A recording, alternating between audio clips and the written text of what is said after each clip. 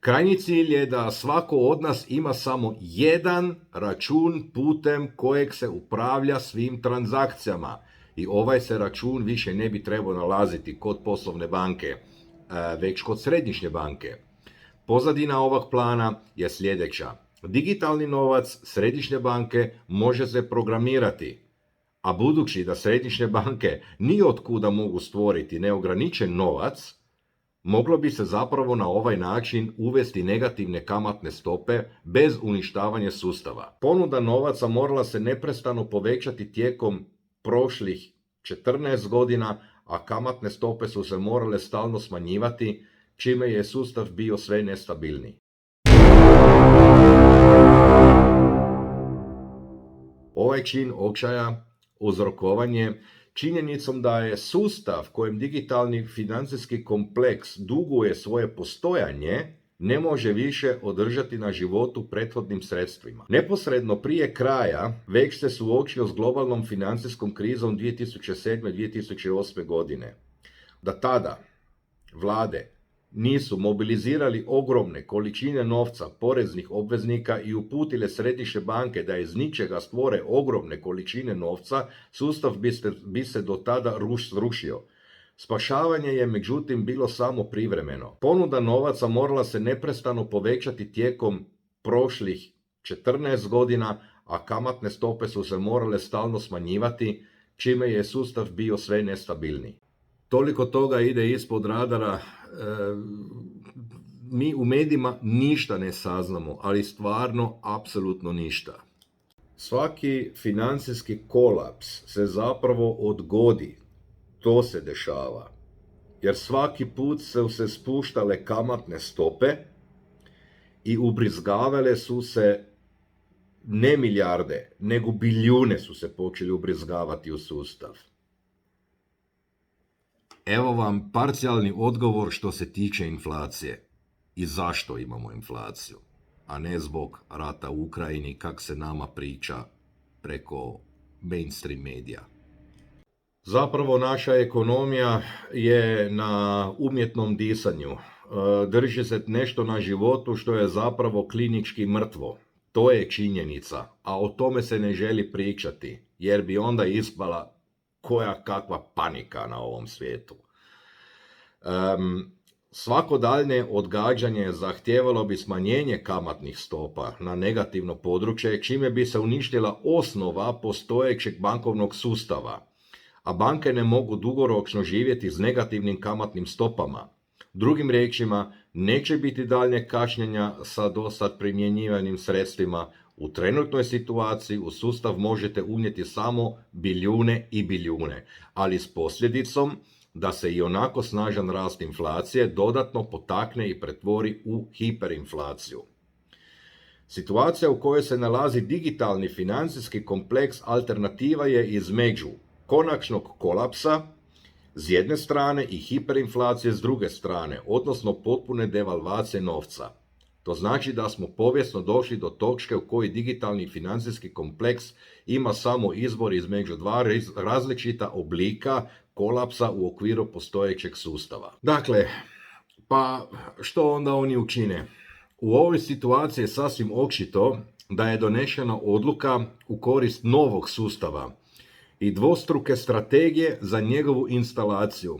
S jedne strane, novi sustav se priprema u pozadini, a to već 3 godine, a mi pojma o tome nemamo, i to daleko od očiju javnosti, a s druge strane, završnu fazu trenutnog sustava se koristi kako bi ga opljačkali prema svim pravilima struke.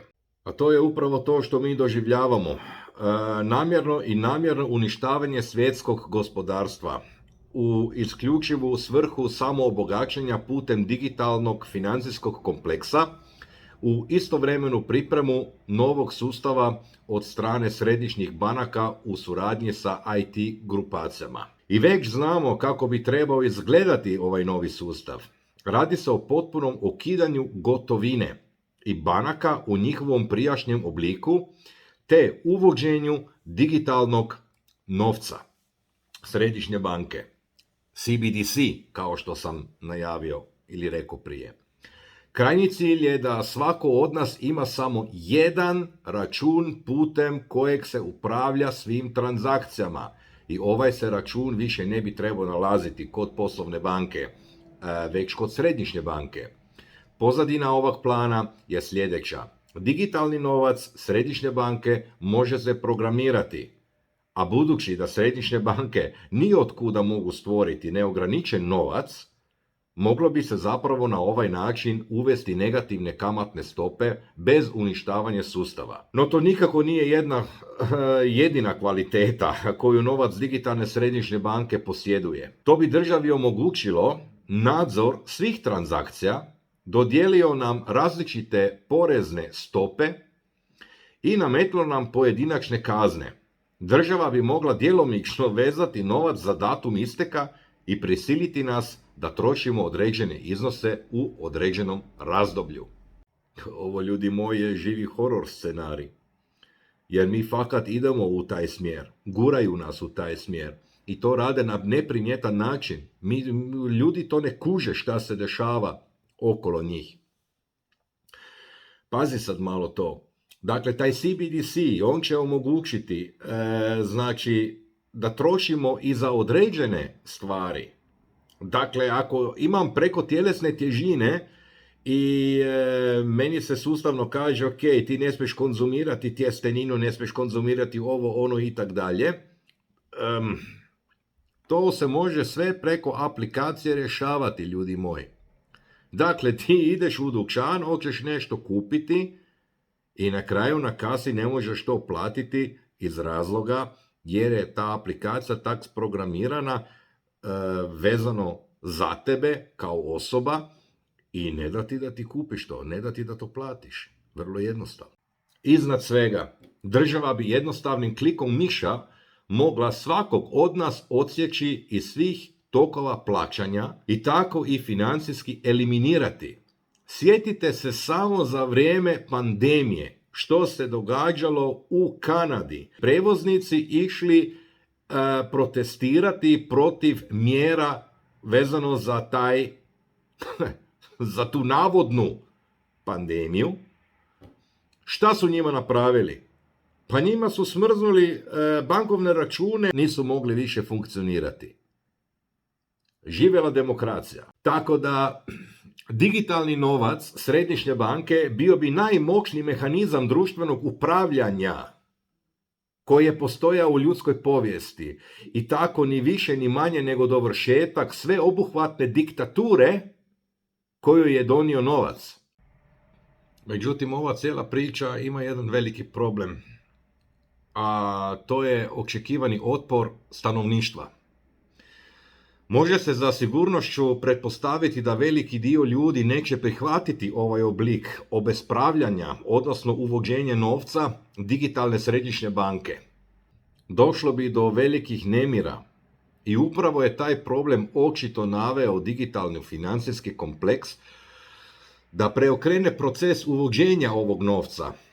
Stoga, ne uvesti novac digitalne središnje banke postupno i riskirati veliki otpor, nego već obrnuto.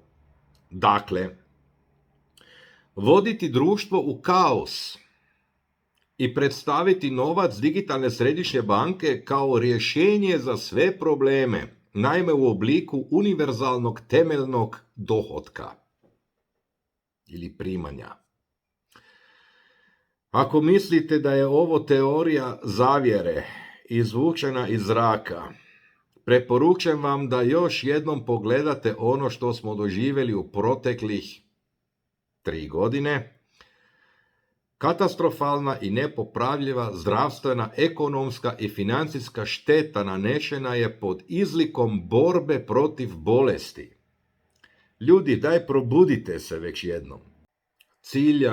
Ciljano nas se vodi u jednom smjeru. Društveni nemiri do građanskog rata. Kratko i jasno, pokušava se sa svim mogućim sredstvima stvoriti najveći mogući društveni kaos, a zatim na vrhuncu toga kaosa uvesti kao lijek taj CBDC, taj digitalan novac, ili ga budu nazvali univerzalni temeljni dohodak, odnosno univerzalno primanje. Da dobiješ novce da ne ideš raditi. I na taj način maksimalnog kaosa u najvećoj mogućoj mjeri transformirati u potpunu kontrolu. Jeste ikada o tome razmišljali? Da se upravo to dogodi. Zašto bi sad išla tendencija takva da imaš nekakvo univerzalno primanje bez da ideš raditi? Mi se nalazimo usred 4. industrijske revolucije. Halo? Pa da. Znači, mi smo ulazili u razdoblje digitalizacije, AI, odnosno umjetna inteligencija. Ljudi si nisu svjesni koliko radnih mjesta će nestati u sljedećih 10 godina.